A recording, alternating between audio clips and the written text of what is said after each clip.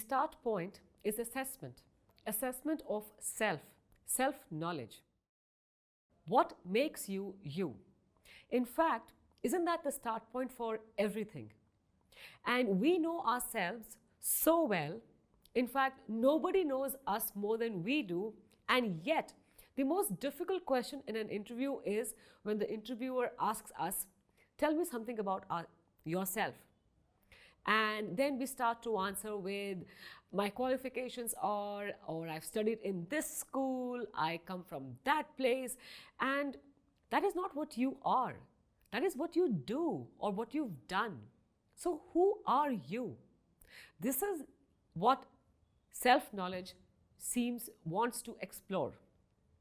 When we talk about life skills and we spoke about self-awareness, this is the question that we start to prepare the students for from as early as it is possible. From understanding the meaning of your name to why your parents gave you that name, how do you identify with that name? Just an example. But that is the depth of self-knowledge that you can have, and it will hold you in good stead. When we talk about self-knowledge, the four main areas that we want to explore is personality, interests, skills, and values. When we talk about personality, it answers the question, who am I? When we talk about interests, it answers the question, what do I like or not like? When we talk about skills, it answers the question, what am I good at? When you talk about values, you ask the question, what is important for me? What matters to me? When we talk about these questions, the aim is to articulate, to talk about these answers to yourself in a systematic manner, and then to be able to explain these answers to somebody else. So here, I would encourage you to go on a journey to find the answers for the following. Why don't you do that homework as well? So let's take them one by one. Who am I? To talk about what my personality is. And take some time, I would suggest, to answer this question, take a few days and think about what makes you uniquely you. What is it that you like, that you hold dear to yourself? What are the thoughts that you relate with strongly? Who am I? What are the roles that I play? What are the environments that I like? What is the environment that I am coming from? And what is the environment that I aspire for? When I speak about environments, it is not only the physical environment, though that is very important. It is also about the psychological environment, the emotional environment that you want to be around. Are you a person who will be happy or very relaxed in an environment which is very fast-paced?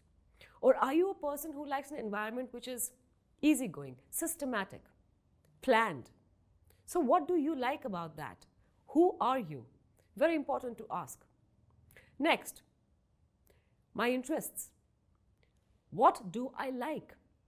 And of course, what do I don't like? Now this is very, very important for us to know, because this helps us understand what kind of workplace, what kind of work role, what kind of people will I want to be around. Here I would encourage you also to pay attention to your emotions, because emotions give us a very strong indication about what is in sync with us and what is not in sync with us. It gives us a very strong indication of what we like.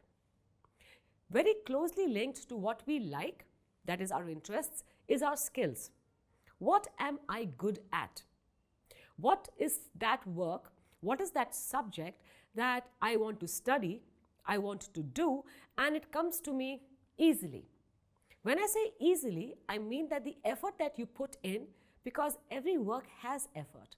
So the effort that you put in doesn't look like effort. For example, when I talk about psychology, I do stand up and speak, but I could speak about it for hours, and the effort does not look like an effort to me, because that is what interests me and that is what is my skill as well. Interestingly, what you are good at might not be what you are interested in. So let's not confuse the both. For example, I might be very good at making food. When I have to, I can make very good food. But that is not something that I am automatically interested in. It is not something that I would like to do, even though I can do it well. So these are the minor distinctions that one needs to make. One needs to understand as one is talking to the individual in front about interests and skills. And finally, we talk about values. What are those things that are important for me? What are the priorities that I hold? What are the things that motivate me to do some work? When we talk about motivations, these are those things that help us convert thought into action. I might want a lot of things, but the fact that I will take action for them is based on what is the motivating factor for me in that action. And that is very, very important for us to figure out about ourselves and about the student in front of you, the individual in front of you.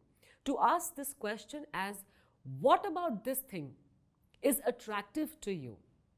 In fact, I would request you to incorporate the word what in your vocabulary and in your questioning as much as possible, and remove the word why.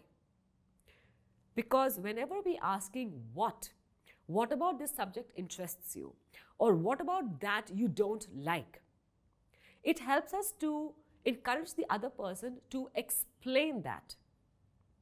When we ask the question why, it makes the person justify their stand. They need to explain and defend themselves rather than explain and elaborate. So what is always more preferred as compared to a why. And as we move on to the options and why we like an option and what about the option is attractive, here just get this into a habit.